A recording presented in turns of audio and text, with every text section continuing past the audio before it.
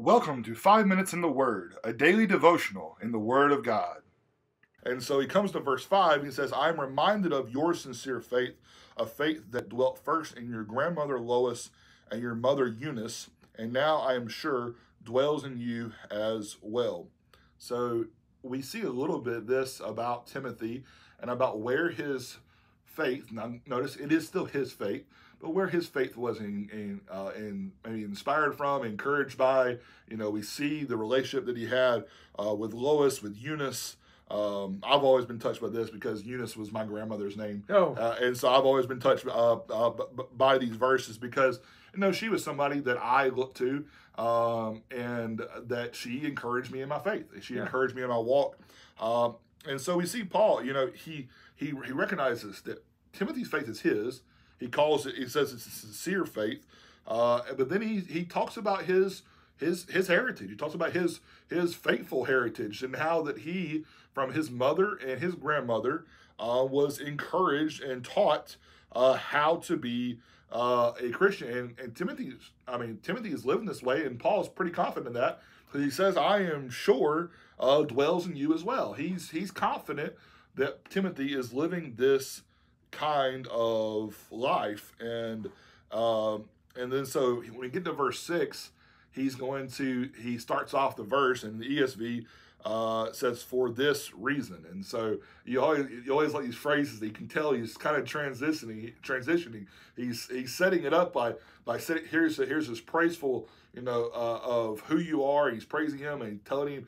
And so, but then well, this is why I know that I can give you this charge, or I can lead you in this direction, or I can give you this piece of information. It would even be appropriate if you're talking about someone that you're needing to chastise or get on to.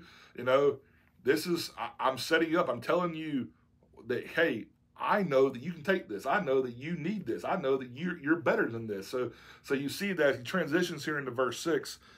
He says, for this reason. So I'm going to pause here. I'm going to give it back to you. What is he trying to remind Timothy about here as we start verse 6? It appears that Timothy is, I hate to use the word staggering a little bit. I don't mean that as in drunk. Something has delivered a blow to him, and he's apparently momentarily, hesitating or something like that, because Paul goes, as you already noted in verse 5, he says, I know this faith is in you. Literally, the word that he uses there means I'm persuaded by the evidence.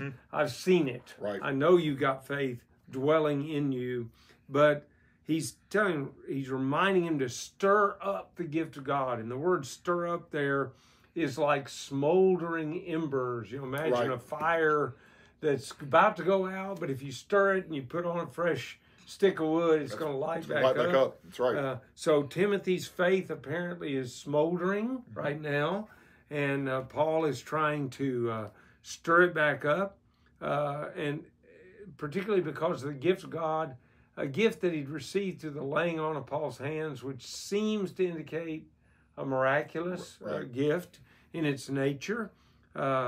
And then he says, for God has not given us a spirit of fear, might say cowardice there, or timidity, but of power and of love and of a sound mind.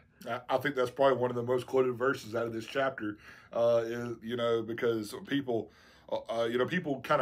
they grab hold of things that challenge them not to be fearful, and they give them that courage to have that power and love and self-control. And so I know this verse really resonates with a lot of people, and really it's a good verse here for Timothy because we've already noted he's been in tears. We've already noted that that hey, you need to kind of fan the flame a little bit. You need to kind of get things going. And so you can understand that this verse right here is inspiring. It encourages us, all Christians, especially the young man Timothy, to understand where our strength, where our hope, where everything we have, where it comes from, where it's established in, and that I can see how that would help a young man get back on his feet and get motivated in the right direction.